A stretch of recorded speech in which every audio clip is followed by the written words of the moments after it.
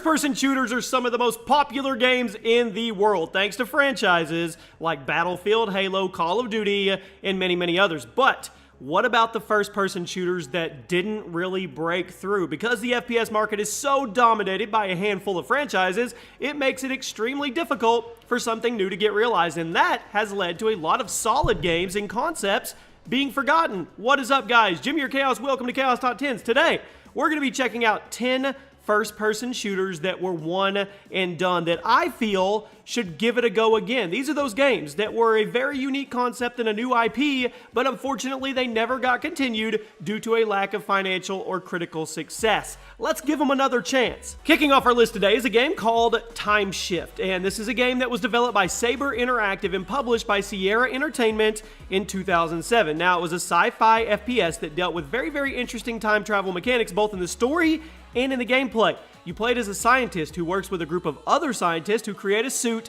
that allows the user to jump through time, and it's up to you to travel around various timelines to stop a horrible future from coming true because one of the scientists used the suit to make himself the ruler of the world. Kind of like a Back to the Future 2, but with lots of guns. The game was delayed many times throughout its development and had a pretty awful demo in 2006, leading to people not really caring about it when it finally launched, and that unfortunately led to its demise, despite the fact that it actually got decent reviews. Time Shift would be an interesting concept to revisit with modern development tech. At number 9, we're going way back here, Area 51. Many people probably remember the Area 51 arcade game, but a lot of people forget that in 2005, there was actually a full-fledged FPS adaptation of that concept with a story, a big budget, impressive graphics, and an all-star voice cast that even included Marilyn Manson.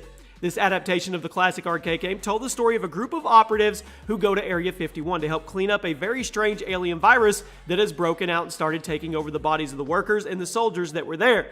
This game had a much more horror-themed environment than the arcade game, and it was actually pretty disturbing at some points, but despite getting good reviews and selling well, it never got a sequel. It did get a strange spin-off called Black Site Area 51 a few years later, but I don't really count that one because it had pretty much nothing to do with the first game, and it was also heavily toned down in terms of theme, violence, atmosphere, and the overall quality of the game itself. Now, I think Midway should revisit the Area 51 concept for a new sci-fi horror FPS. This month's giveaway is for a new PlayStation 4 console. All you have to do to enter is drop a like on this video, be subscribed to the channel, and turn on your notifications so you never miss an upload. And in the comment section, let me know why you want to win the PS4 and include your Twitter handle so I can contact you if you're the winner. The winner will be announced at the end of the month. At number 8, Star Wars Republic Commando. This is widely regarded as one of the best Star Wars games ever made, but it unfortunately never got the planned sequel due to complications behind the scenes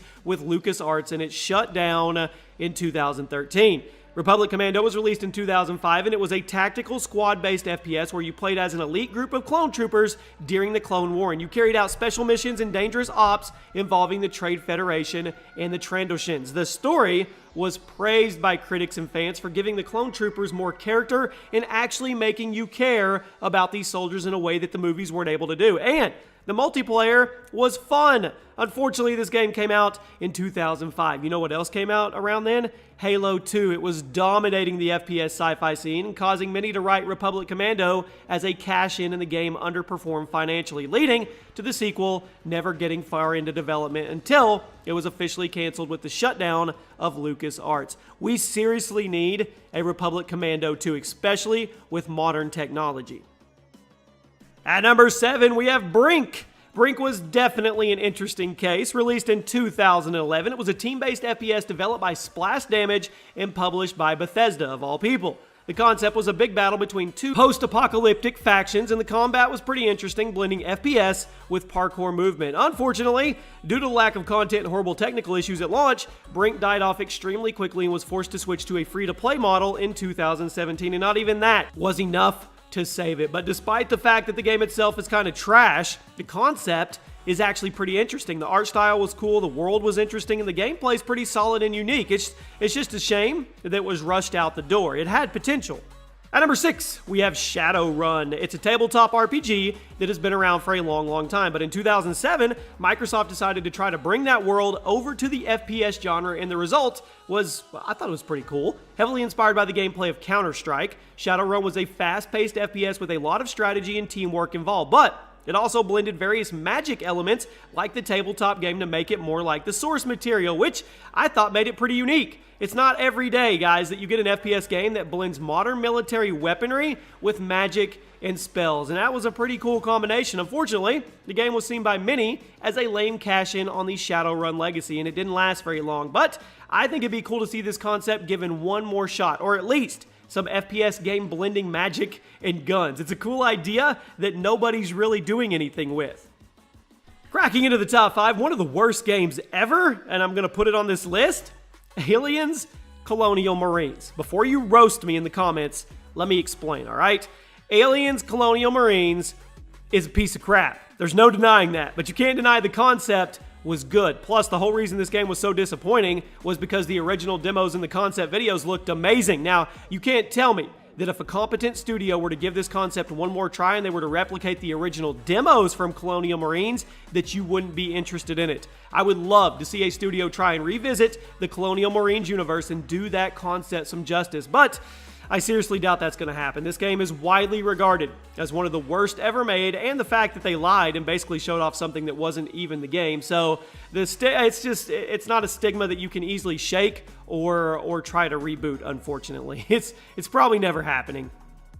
At number 4, Battlefield 2142. All right, I know that Battlefield isn't a one-and-done game, but hear me out on this. The reason this specific game in the Battlefield franchise gets a spot on this list today is the fact that it's across the entire Battlefield franchise, it's the only one to go into the future. Released in 2006, Battlefield 2142 was set in the Cold War of the 22nd century, and it featured classic Battlefield gameplay, but with futuristic weaponry, giant mech walkers, and a lot of other stuff.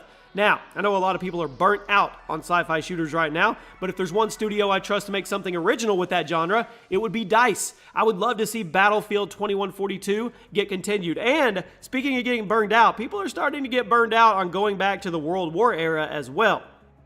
At number 3, Far Cry Blood Dragon. Much like the last entry, Blood Dragon gets a spot on the list because even though it's part of a franchise, it was a spin-off that never really got continued, despite how many people loved it. Blood Dragon was a parody of the 80s action movies like Terminator, Aliens, and Predator, and it even featured famous actors from that era playing voice roles. The world was stylish, it was colorful, the music was awesome, the weapons were over the top and explosive, and the whole thing was pure fun, especially to those who grew up on 80s action movies. However, despite its popularity and how much people loved it, we never got a continuation to Blood Dragon. Hopefully, Ubisoft gives us something else in this world in the near future.